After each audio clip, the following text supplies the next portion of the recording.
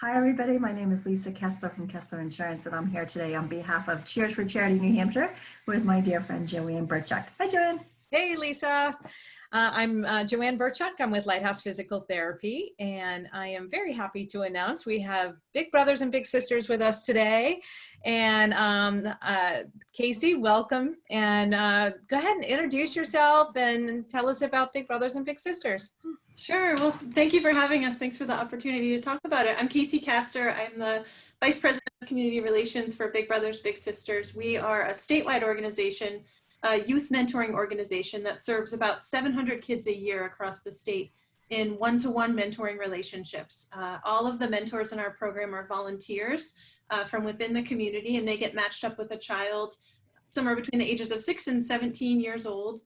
To just spend time with them, get together with them occasionally, and you know, enjoy outings and things that they share in common. During this time, obviously with COVID, our model has shifted a bit, and right now we're working on serving kids in virtual mentoring matches. So some of our existing matches are meeting in person still, but right now we're looking at enrolling folks as either youth or mentors who are interested in meeting online about once a week and getting to know each other that way first, and then when things get a little you know, less restrictive, then meeting in person. Oh, that's great. So you have 700 kids that you're serving right now in the state through this program? Yeah, so we serve about 700 a year. Right now our active matches are a little lower than that. Generally in the fall, we're really ramping up and enrolling a lot of kids and a lot of volunteers for our site-based mentoring, which typically happens in the schools in the afternoons after school time. Unfortunately, with the shifting, the way that the schools are right now, we are not doing site-based mentoring for this fall, except for those matches that were already meeting before. But really for the kids in the program and those who are, you know, experiencing the sort of the impact of COVID, this being in a mentoring relationship has really provided a great protective factor for those kids who may be struggling, you know, having that consistency and that familiarity, especially where a lot of the school districts are, you know, either not meeting in person or meeting only a couple days in person. Having that mentor that checks in with them once a week and just sees how they're doing, you know, maybe they play games online, maybe they go out and have a socially distanced hike and just kind of talk about how things are going. That's really been critical for the kids in our program during this time. And we're actively enrolling new volunteers, as well as any youth that might be interested in joining the program. They can go onto our website, which is bbbsnh.org,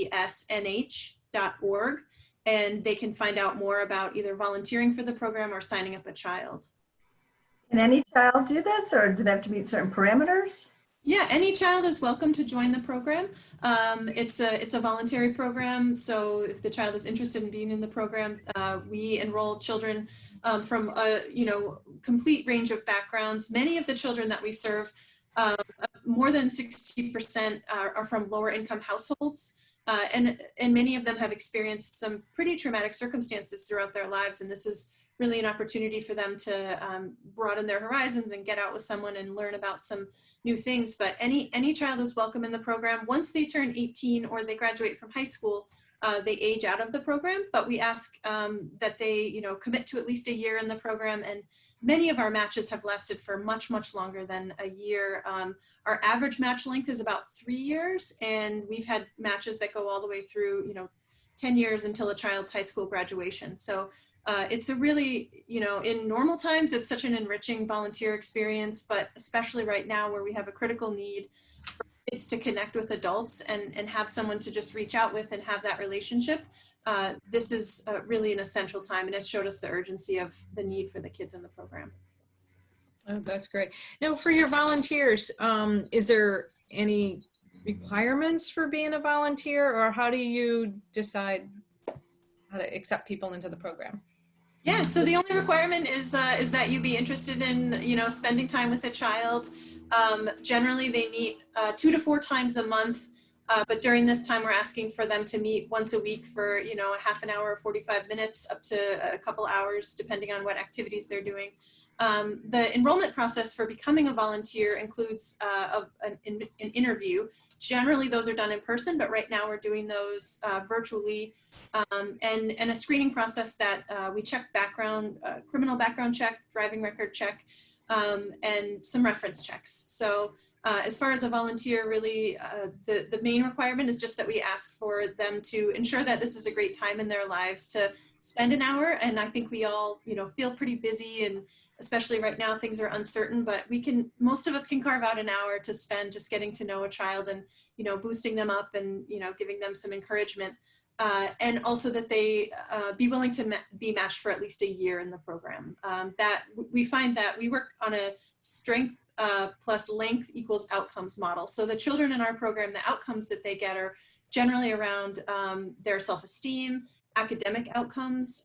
They're not only do better in school, but also have higher academic expectations and wanting to go further in school, and also avoidance of risk behaviors. So learning, the dangers of substance use when they're very young and things like that. And so the best way that children can get the most out of the program is from a longer match. And that's why we ask for at least a year. But as I said, most of the matches are about 3 years at this point, and many go for much longer. That's an amazing program. Go ahead, Joanne. I'm sorry. Oh, I was just going to say that's great. I know I've been on some of the emails in the past, and the stories of some of the matches, and have just been really amazing, and it's such a great thing for the kids.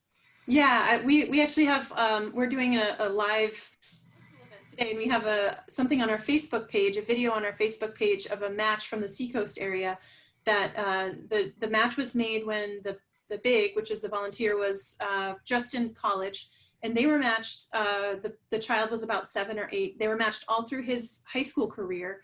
And the little Andrew, he recently graduated from high school and is in college on the Seacoast. And this year he became a big himself. So he's actually mentoring a child on the Seacoast, and kind of that full circle of passing it along. He wants to be an educator when he leaves school, and he really got a lot out of it. And just learning about all of the different things, it really means so much to a child to just have someone there for them. And that's what we really let people know when they think about volunteering, is that it's not a huge time commitment. You don't have to have any special talents or skills. It's really just spending time and being there for someone. Amazing. So so this program, if people want to learn more, the best places to go is that website, correct? Yes. Yeah. If they go to our website, which is bbbsnh.org, they can click on volunteer, and they can sign up to get more information about becoming a volunteer and schedule an enrollment interview. If they want to enroll a child, there's a section for that, and they can learn more about the program and sign up. Again, we do an interview with the kids too, so we kind of get to know them a little bit and learn about their needs and their interests, and then we can make a really good match. That's fantastic. Well, I've really enjoyed hearing all about this program. I kind of heard about it in the big picture in sort of a national level, I feel like, but I didn't know really how it worked. And it sounds like such a great experience for both the big and the little, right?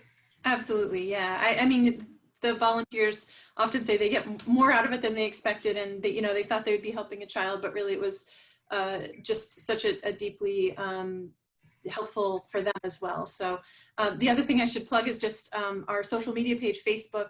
That's where anyone who's interested can see a lot of the stories that Joanne mentioned. We're regularly posting content out there about the matches, and they can sign up also on there for our newsletter to get monthly updates from us. Thanks again for the opportunity to talk about the program. It's so wonderful to have a chance to reach new people and have them understand more about it. Well, thank you so much for joining us today. It's great to talk to you. Thank you so much, Casey. We really enjoyed this. Thank you.